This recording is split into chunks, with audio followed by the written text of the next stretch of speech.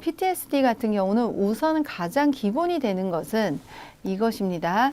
외상 경험이라는 게 있다라는 겁니다. 자, 그런데 이 외상 경험이 일반적으로 죽음을 불러일으킬 수 있을 만큼 큰 것들, 굉장히 심각한 상해라든가 아니면 아주 큰 상처가 될 수 있는 성적 폭력, 이런 경험들을 이제 보통 외상 경험이라고 하고요.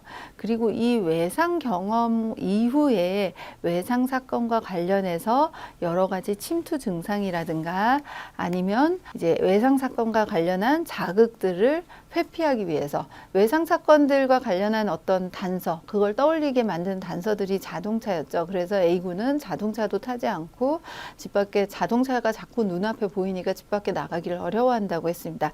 그런 식으로 이제 일상의 적응상의 문제를 일으킬 정도로 자극을 회피한다라든가 혹은 외상 사건에 대한 인지와 감정이 아주 부정적으로 변화하는 특징들, 그 외에 이제 외상 사건과 관련한 굉장히 큰 각성과 반응.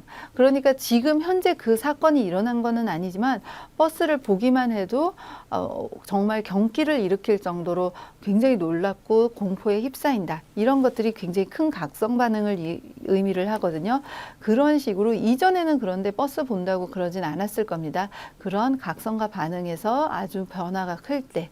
그런데 이런 이제 크게 네 가지로 분류할 수 있는 증상이 1개월 이상 나타날 때, 이게 이제 사건 직후에 잠깐 뭐 깜짝 놀랬다가 아니라 이게 1개월이나 한 달이나 지났는데도 여전히 사건을 통해서 이런 괴로움이 지속되고 있다 라고 할 때, 그리고 그 괴로움의 지속이 심각한, 사실은 A 사건 이후에 B, C, D, E 이런 증상들이 한 1개월 이상 지속이 되면 어떨까요? 이제 회사를 다니거나 학교를 다니기도 힘들 거고 대인관계도 이제 예전처럼 편안하게 편안하게 하기가 힘들 수 있습니다.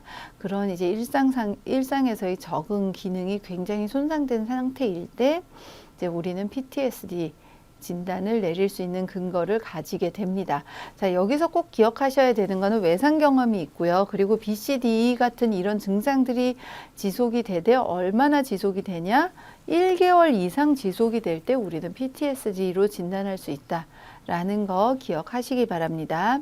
자, 그러면 이 PTSD 어떻게 치료를 해야 될까요? 사실은 PTSD라고 진단을 받을 정도의 환자들이라면 굉장히 심리적으로 고통스럽고 일상생활이 거의 불가능한 경우들이 많습니다. 그래서 그런 경우에는 일단은 내담자를 너무 고통스럽게 하는 어떤 불안 반응이나 이런 반응들을 좀 이제 해소할 필요가 있기 때문에 약물 치료를 병행하는 경우들이 대부분입니다. 그래서 약물 치료를 같이 할 수 있고요. 그리고 동시에 이 내담자가 아까 뭐 이중 표상 이론처럼 내담자를 괴롭히는 이 기억들을 어쨌거나 없앨 수는 없기 때문에 이것을 내가 어떻게 적절하게 수정하고 앞으로 이제 적응해서 살 것인가를 상담해서 이제 또 도와야 될 것입니다.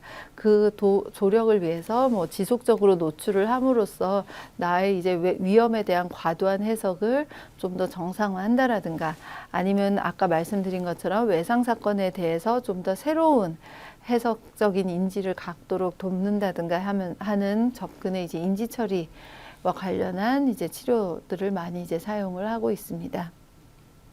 자, 또 하나 굉장히 독특한 것이 이 외상 치료에서는 EMDR이라는 그러니까 안구 운동 둔감화 및 정보 재처리 치료라는 것이 개발이 되었습니다. 이거는 굉장히 우연한 기회에 발견이 된 치료법이라고 하는데요.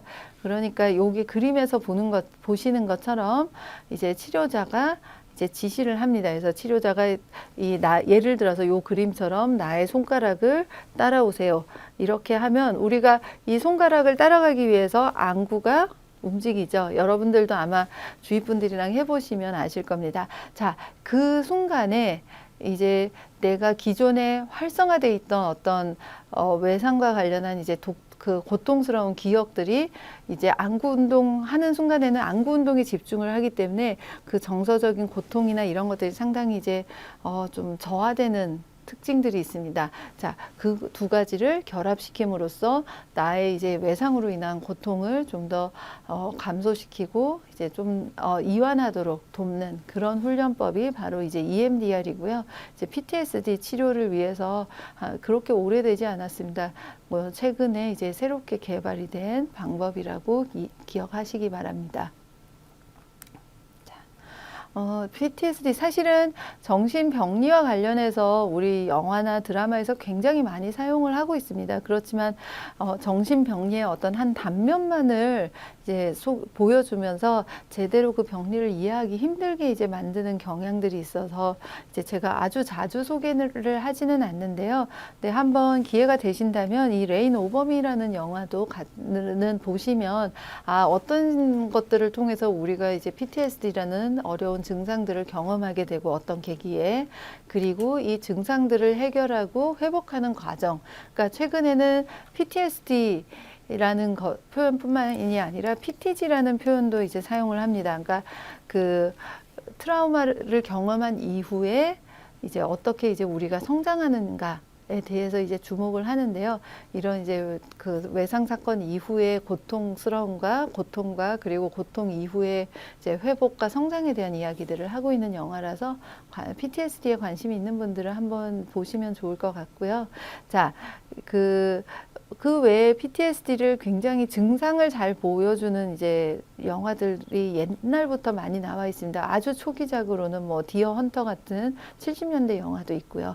그 외에 뭐 공포 탈출이든가 여러 가지 영화들이 있으니까 관심 있는 분들은 살펴보시기 바랍니다.